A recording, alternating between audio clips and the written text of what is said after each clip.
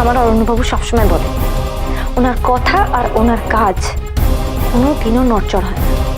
যেটা বলবেন সেটা ঠিক করবেন, আর আপনি যা যা করেছেন তার শাস্তি আপনাকে পেতেই হবে।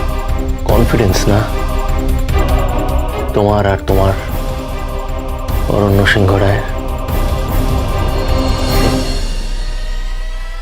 একদিনই তোমাদের কনফিডেন্সের কাঁচের ঘর আমি চূর্ণ বিচূর্ণ করে দেব। তোমরা দাঁড়িয়ে দাঁড়িয়ে দেখবে, কিচ্ছু করতে পারবে না। সেটা কোনোদিনই হবে না। বরং আপনি এক কাজ করুন, নিজের দিনগুলো এখন থেকেই শুরু করে দিন। কারণ অরণ্যবাবু এখান অবধি যখন পৌঁছে গেছেন, তখন আপনার হাতেও আর বেশি সময়।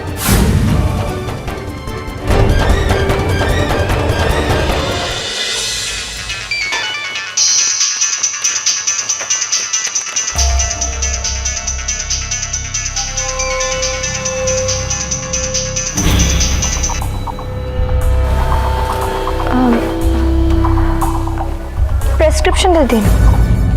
হ্যাঁ,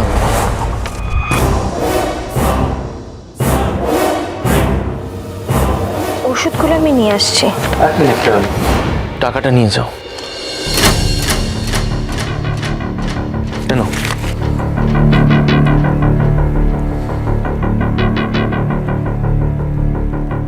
এক মিনিট। বাকি এমন কোনো কাণ্ড করে বসো না যাতে আমাকে কোনো ড্রাস্টিক স্টেপ নিতে হয়। এমনিতেও এই ভদ্রমহিলার আর 1 মাস আয়ু আছে।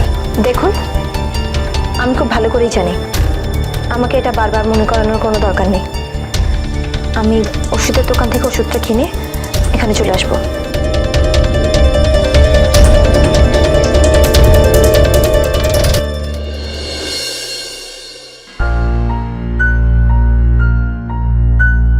আমি এখন কি করবো ঠাকুর? আমার কি অরণ্যবাবুকে সব সত্যিটা বলে দেওয়া উচিত? না না না, যদি আমি সেটা করি তাহলে তাহলে ওই রাজ তো মাকে মেরে ফেলবে। কিন্তু যদি না বলি তাহলে হয়তো হয়তো মায়ের সাথে ওনারা কোনোদিনও দেখাই হবে না। সময়টা যে খুব কম, অন্তত এই শেষ মুহূর্তটাতেও অরণ্যবাবু মাকে কাছে পাবেন না। না না, এই হতে পারে না। আমাকে ওনাকে গিয়ে সব কথা খুলে বলতেই হবে। আর আর একবার যদি অরণ্যবাবু সব জেনে যান, তাহলে তো রাজের ব্যবস্থা উনি নিজেই করবেন।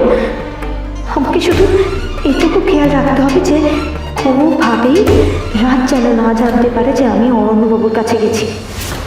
ঠাকুর ঠাকুর, আমি যাচ্ছি, তুমি আশীর্বাদ দাও।